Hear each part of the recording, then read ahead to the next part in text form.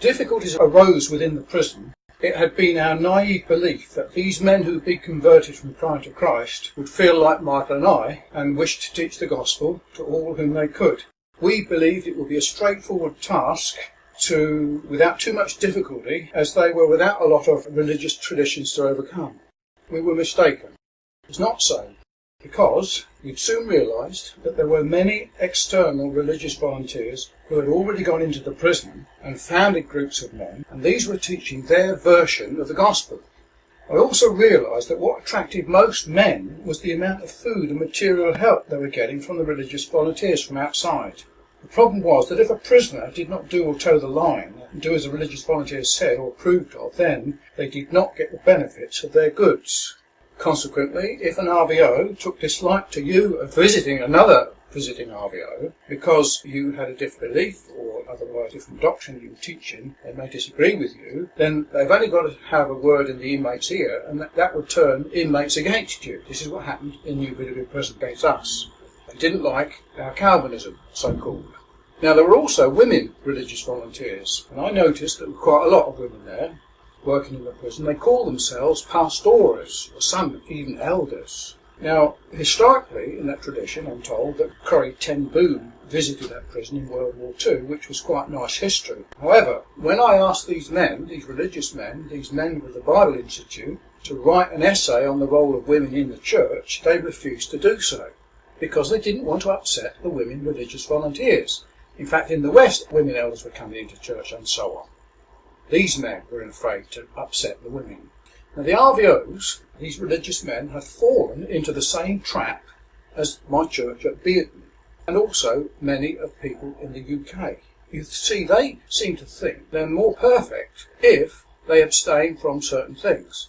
They felt they could perfect themselves by not drinking, not smoking, not doing this, not dancing, not doing that, not doing the other.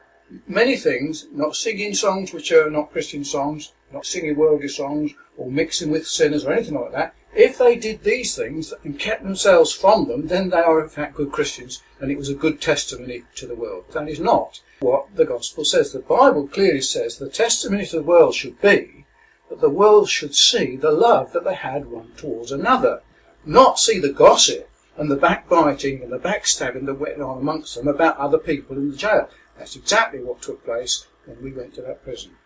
It's the old problem, right? The love of money, opposition to God's truth, jealousy, self-preservation, saving of faith, need of recognition and gossip with a religious fervour that moved certain men to oppose our work. All of this is told in this book, my other book, which I wrote a diary. It is in fact really the daily diary of the Trojan Horse mission to the Philippines. Give you an example of what we're talking about.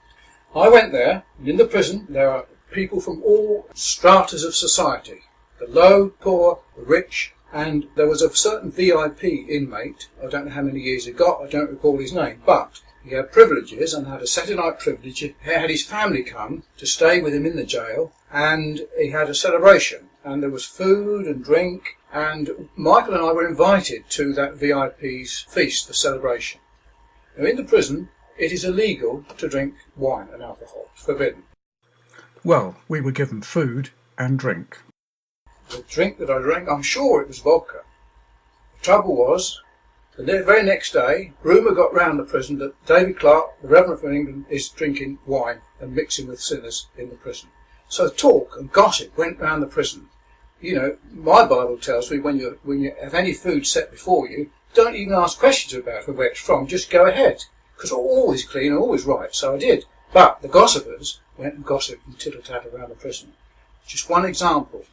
Another example I'll give you. Richard Gatwood. He was a man from London, former drug dealer, still in his sins, but I was sharing with him the gospel and encouraging him in the way of life. He came to see me that night, that one evening in New Bilibid prison, in Michael's office that we'd made in the prison. Michael had made it in the grounds of the New Bilibid Prison Theological Institute.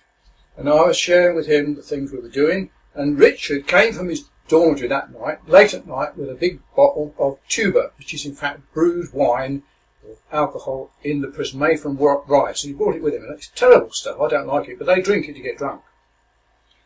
Well, we were talking till late, And I've written part of his testimony in the book, in Trojan Warriors, or in Before the Cock Crows. Read it. What happened was, the mayor of his dormitory sent word to the guards to get this man to come back to his dormitory. Now, when the guards came, knocked on the door, rattled on the cage where Michael's place was, Richard tipped the tuba away down the drain, and the trouble was it stank so much he didn't want to get found out with it. The trouble was there were other people there. There was the water carrier belonging to the institute, the NBPTI Theological Institute, and that water carrier gossiped, told people the next day that the Reverend David Clark was in the prison drinking, having a drinking spree with prisoners, with sinners in the jail, and that I was a drunkard, and I went away from that place smelling of tuba. Well, there's an example of gossip that goes on. The other thing was this. Lucas P. Dangatton was in communication with my wife in England, and I thought he was helping.